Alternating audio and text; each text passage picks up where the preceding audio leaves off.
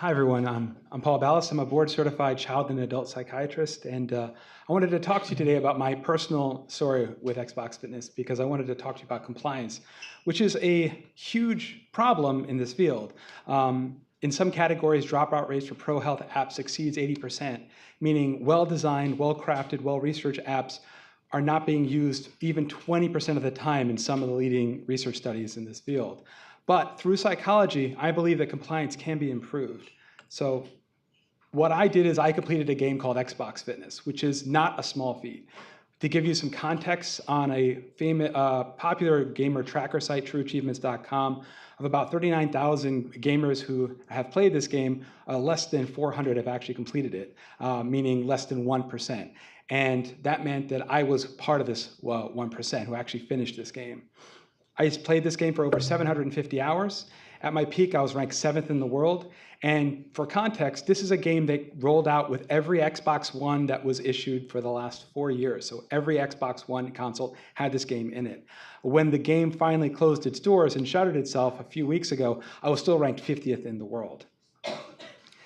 So give you a context about how I did this project. In 2010, I weighed 283 pounds. That's 60 pounds less than what I weigh today. The Kinect 1 came out and the PlayStation Move came out. And this had just been on the back of the amazing success of the Nintendo Wii. They were just doing tremendous work, and it seemed like there was going to be hundreds of AAA-rated active video games just waiting to swoop into the market. That didn't actually occur, but at the time, that's what a lot of people thought, and I thought that myself. And so I started this small little company to test video games based on physical intensity so people could compare games across platforms to see which was the most intense for their exercise needs. I started testing games, and I started posting on my website, movemorewithgames.com, rankings of games. I did about 100 games total. This is an example. And I just wanted to make a note here. There's only one game I tested among 100 that was in the highest category of physical intensity.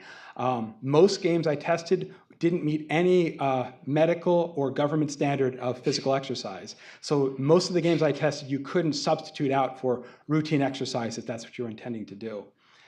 Jumping ahead to 2013, Xbox One came out, and with it the Kinect 2.0, and along with it, Xbox Fitness.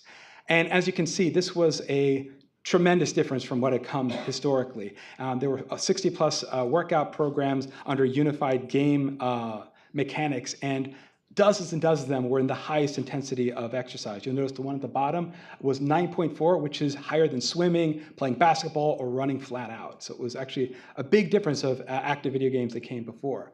But once I had this data, I realized I had an opportunity for myself personally, because as a doctor, and I deal with weight loss and eating disorders constantly.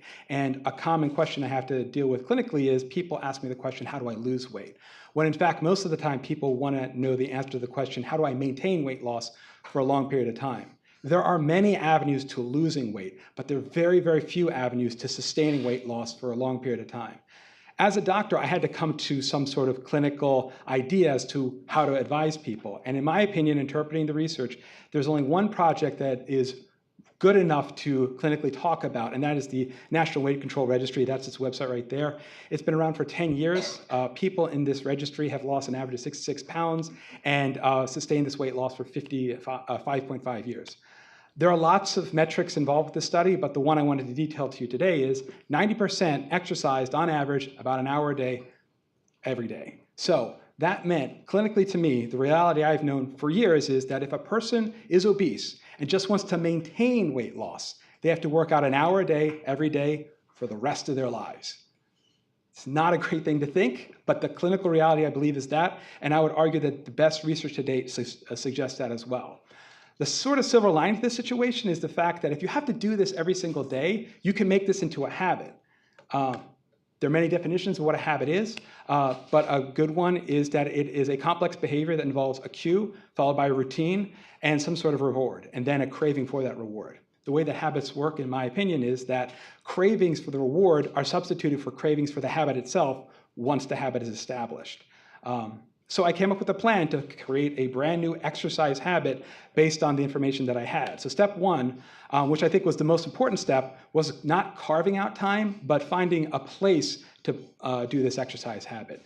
A big mistake a lot of people do when they want to do habitual exercise is they ram it into their schedule, they schedule it, they put it on their calendar, and for the most part, habits are very, very brittle, especially in the beginning, and you can easily overwhelm them with external variables. So what I did is, for myself, I had to find a time when my professional and family duties didn't require me every day, month after month, season after season. What time of day would that be? And for me, that was when my kids fell asleep. After my kids fell asleep, I would execute this habit.